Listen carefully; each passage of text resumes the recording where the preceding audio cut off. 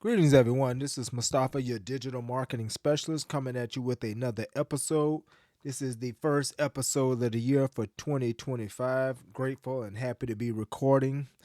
Again, this is a very, very cold day throughout America.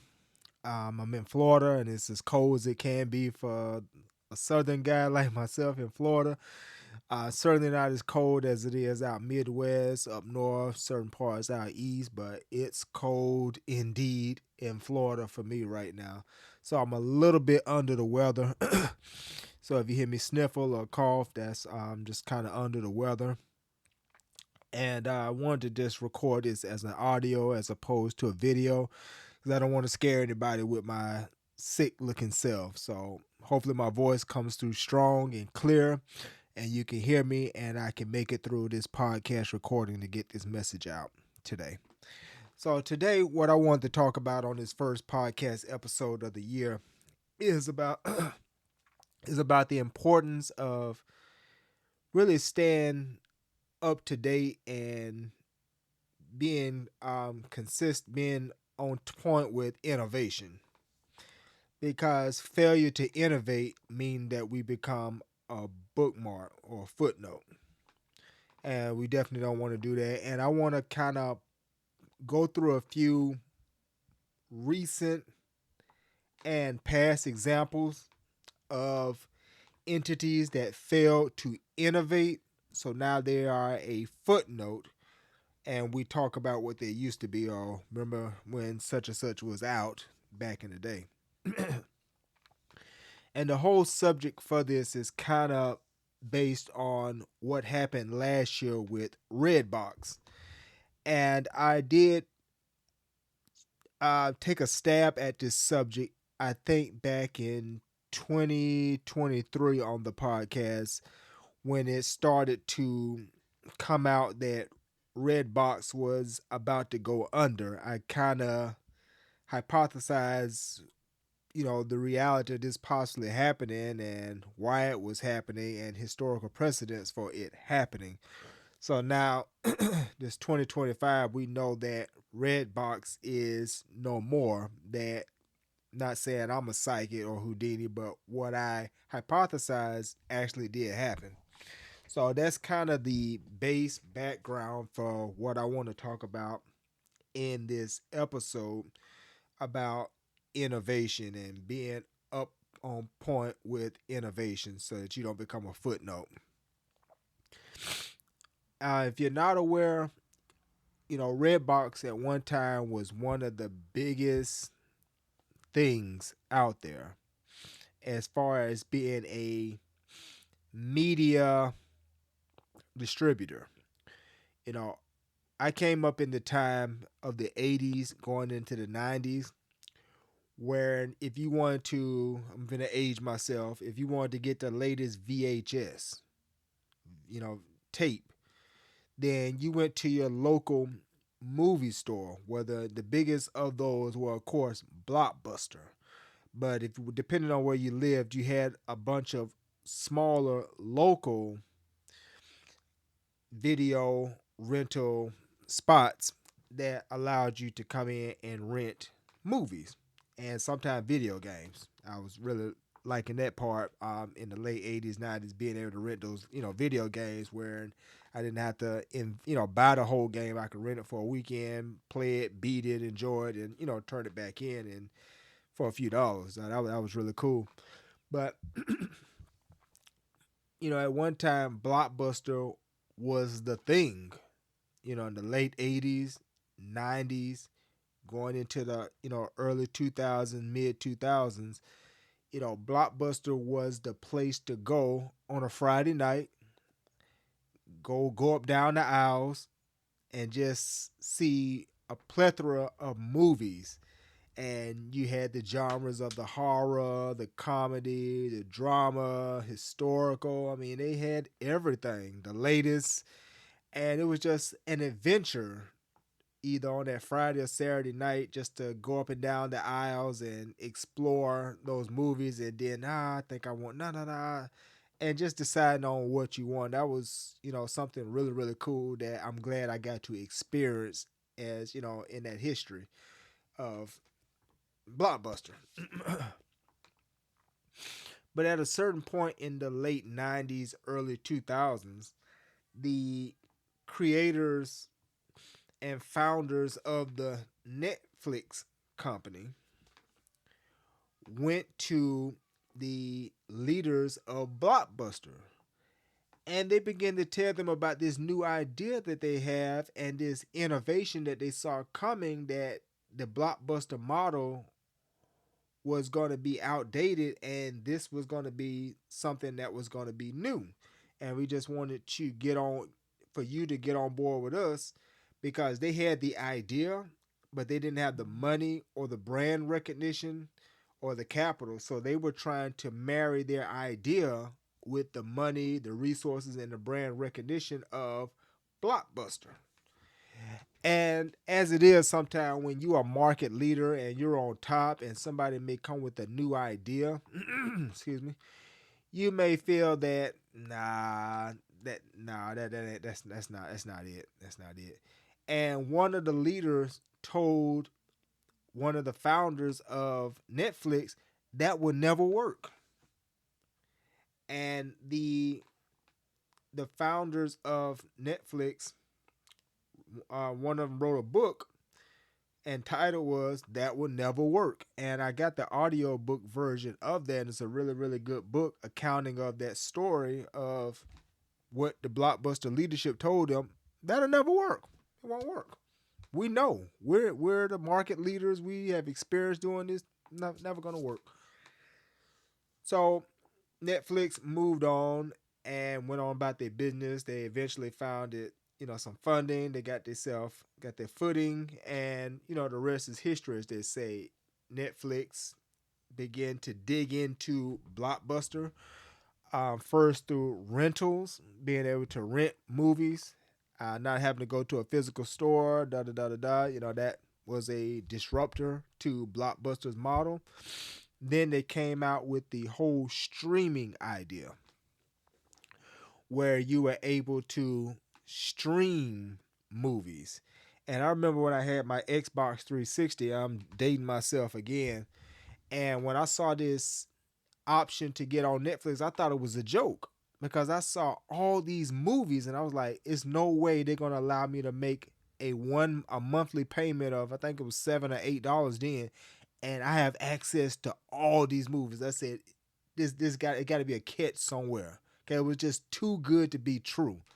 But eventually I took the plunge, signed up. I think they had a free trial, took the free trial, and I couldn't believe it. Instead of going to a Blockbuster on a Friday or Saturday and renting one movie and then having to maybe, bring that movie back on Sunday or Monday, and maybe if I was tired, I didn't feel like it, and then they started adding late fees on it. I was like, I can stream any movie I want to, and when I'm done with it, I don't have to return it. I can just decide what do I want to watch next. I can watch 2, 3 movies on a weekend, or Saturday or Friday. I was like, man, this is the life here. This is it. And that Netflix model destroyed the Blockbuster company, because once Blockbuster saw that this streaming idea was taken off and it was going to be a thing, Blockbuster tried to link back up, as I heard in the story, that Blockbuster tried to link back up with Netflix, because now Netflix was a market leader in video streaming and distribution of video content. So Blockbuster, as their fortune started failing and falling, they wanted to get on board with Netflix, but at that point Netflix didn't need them no more. And Blockbuster actually tried to come out with their own streaming option, which didn't fail. It was more of a me too than innovation, so that didn't work out. And at the time, there was only one app, that was Netflix. They were the one and only streamers at that time. It was just Netflix. And then Hulu came into the picture, and they began to allow you to stream next day television broadcast shows. And at that time I had Netflix and Hulu, because that was it. It was on Netflix and Hulu. And I think I was paying maybe $14, $15, and I got both of them. This is a long time ago. You could afford two of them for $14, $15. And it was just really a great thing. It was disruption. It was innovation. It was awesome. Where now, everybody got a streaming app. Netflix brought that innovation, but not everybody's doing it. Disney Plus is doing it. Um, HBO Max, HBO is doing it. Showtime is doing it. Who else am I signed up to? Stars, Paramount Plus, Peacock, Apple TV. Everybody has a streaming app because that's so common now that that's how we consume our movies. We are digital in a digital consuming era right now. So going back to Redbox, right? Redbox, Netflix disrupted the Blockbuster model, but Redbox finished them off, I believe. That's just my personal opinion. Because even though streaming became a thing, people still enjoyed DVD, Blu-ray content. I was one of them. You know, as I said, going to Blockbuster and going up and down the aisles, that was a thing. But when convenience comes, it destroyed that old idea of, having to drive, spend gas, time, walking up and down aisles. Wasn't it so much more convenient? You can go to a Redbox kiosk and you can get the latest movies and a few classics and just swipe your card. Your disc is given to you. You can take that disc back to any Redbox kiosk, whether you was on the east side of town, the west side of town, downtown, wherever there was a Redbox kiosk. It was so convenient. You could take it anywhere. And that became a model that made the old video stores irrelevant. You know what I'm saying? That made that whole video rental store model irrelevant. So Netflix is a thing, Hulu became a thing, Redbox became a thing.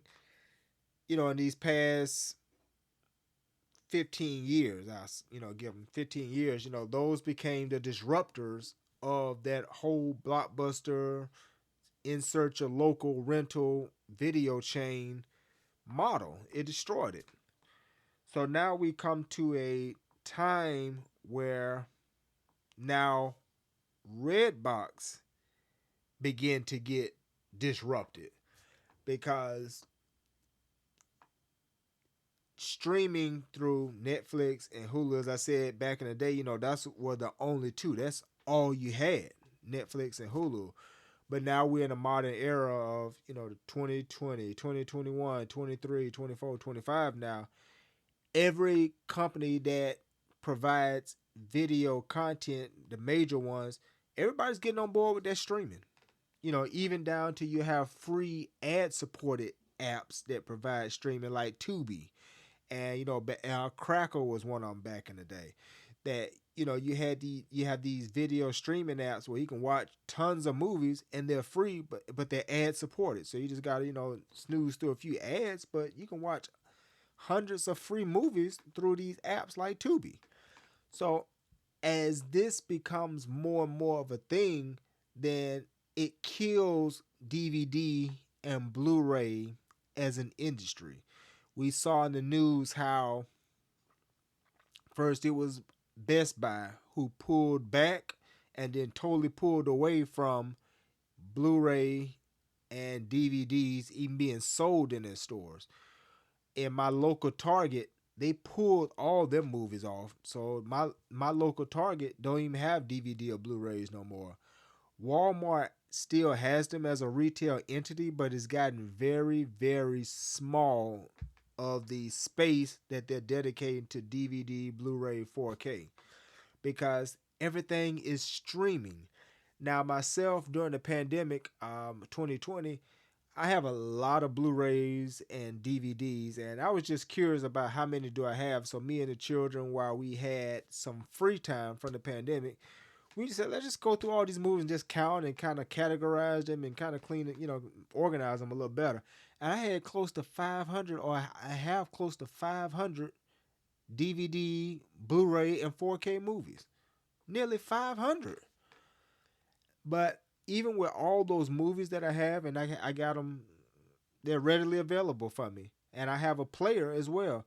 But I have not popped in a DVD, a Blu-ray, or a 4K movie in maybe 3 years, because a lot of the movies that I own, or a lot of movies that I will watch, they're on streaming. So I don't have to pull out a disc and pop in a disc and go through the menu and push play. I can stream Godfather. I can stream Scarface. I can stream Fast and the Furious. I can stream Nightmare on Elm Street, Friday the 13th. Most of the movies that I want to watch that I own, they're on streaming on some streaming app at some time. All my Marvel movies that I love to watch, they're all on Disney Plus. I own the whole Star Wars collection, Disney Plus. All those movies. So it's so much more convenient for me to just pull up my streaming app, select, and hit play. That though I own a lot of movies, I don't even watch none of those movies.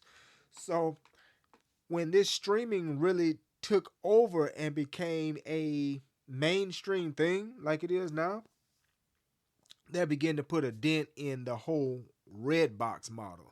So when Redbox became innovation and disrupted Blockbuster and kind of finished them off, now streaming is coming up on them and is barking at them and about to finish them off. So we saw in the past year that Redbox ceased to exist. There was some other business decisions that may have added to their demise, but in for real, that innovation through streaming was most likely the culprit that knocked off and knocked out the Redbox business model. And they tried to add a streaming component. They had, the Redbox app where you can stream movies, and they tried to movies on demand where you can buy, certain movies and own them digitally. They did try to do that, but again, like Blockbuster did, it was kind of too little, too late, more of a Me Too type option than true innovation. So it really didn't work. And it's kind of sad that it didn't work because Redbox had a lot of digital real estate online. I mean, the Instagram page was huge. The digital presence was huge. They was a reputable, recognized name. So if they should have been able to transition into a digital platform and provide digital media, they should have been able to do that. But again, it's so many more nuanced issues behind the scenes that contributed to their downfall, in addition to just straight innovation knocked them out. So now we are in 2025, and streaming is the undisputed king of video content. Most people, that's how we consume our content, through digital means. So the point I'm getting back to is, if you don't innovate, if you don't stay up to date on the latest trends, if you don't stay up to date with the way things are shifting and changing, then you will become a footnote. You will be a used to be, a has been. One more example. Um, my first smartphone, and my beloved smartphone, was not an Apple, was not an Android. It was a BlackBerry. I love my BlackBerry phone. Research in Motion, that company, I loved that BlackBerry back in the day. I bought 3 BlackBerries over the lifetime of me being a BlackBerry consumer. I bought 3 BlackBerries, and I still got them in a drawer around here somewhere. But I love me the BlackBerry. That was my phone. But again, just to make a long story short, Apple came out with a better product. Android came out with a better product. They came out with smarter smartphones. They came out with phones that had so many apps and so many bells and whistles. and BlackBerry did not keep up with the innovation. So now BlackBerry is a footnote, and Apple and Android is on top.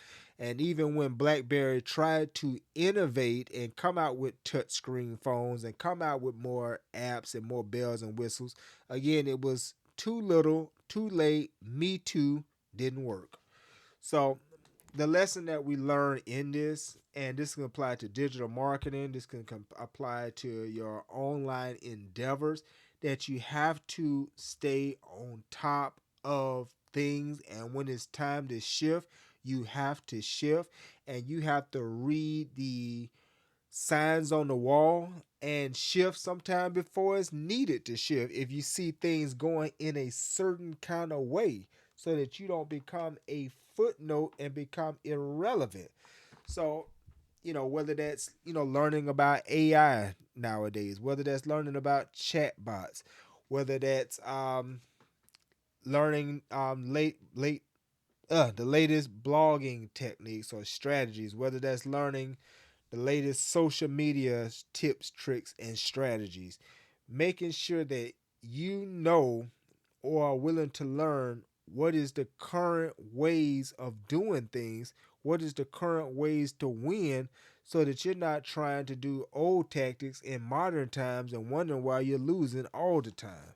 So, I don't have a title to this subject, but I did just want to go over that history, and in that history of Blockbuster, Redbox, Netflix, and the streaming revolution, that may be the title of it. That sounds pretty good. That we see examples of the companies that failed to innovate and they're now footnotes, i.e., Blockbuster, i.e., Redbox, and we see examples of companies that did innovate, did disrupt, and now they're on top and making moves, i.e., Netflix, Hulu, and streaming apps are now ruling.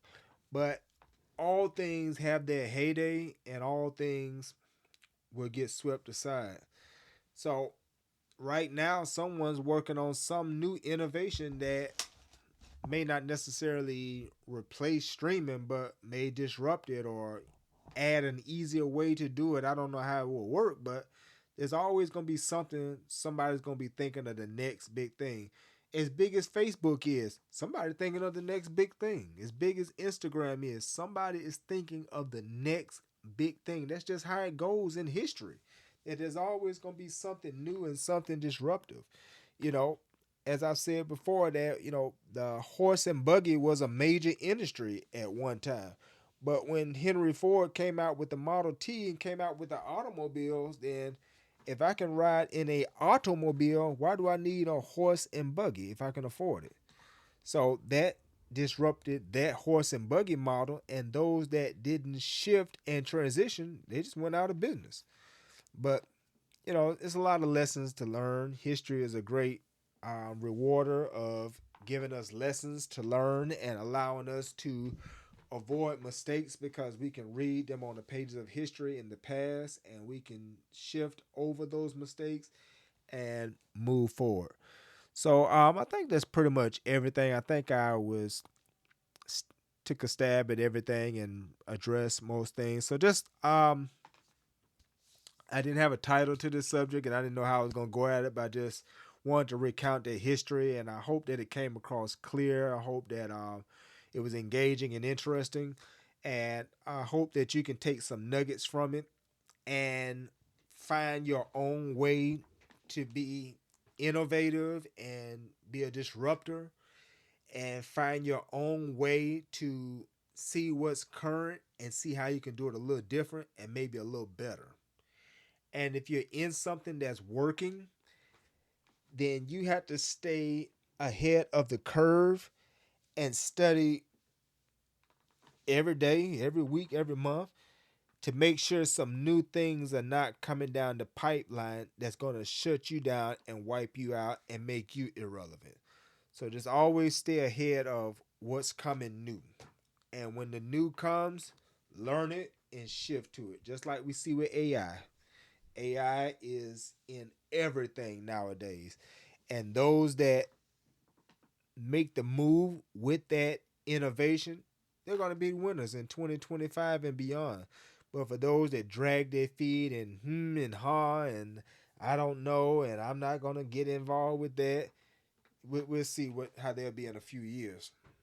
So innovators are winners. Those who shift are winners.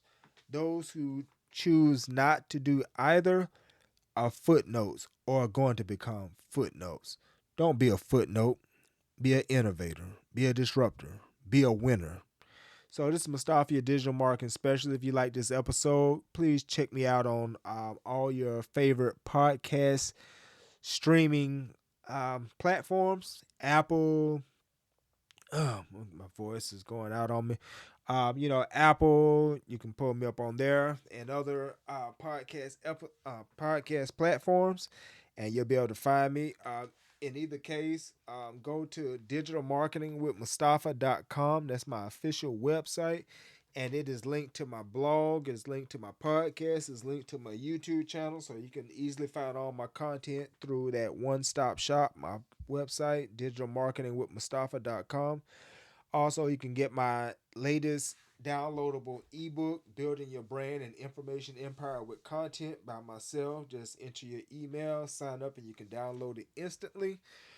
Um, that's pretty much it. If you want to talk one-on-one about your digital marketing strategy or anything related to that, please email me at let's talk at digitalmarketingwithmustafa.com, and I'll be more than happy to communicate with you and see where we can find a solution and help you out. Or if you are on my YouTube or podcast, if you want to leave a comment, you can do that. If I see it, I'll comment, and if it's warranted enough, maybe your comment, question, or problem could be a whole podcast episode or YouTube video where I'll just address it that way and just really go deep dive into it and get to the bottom of it and maybe come up with some solutions. Okay. So signing off, this is Mustafa, your digital marketing specialist. See you on another episode. Peace.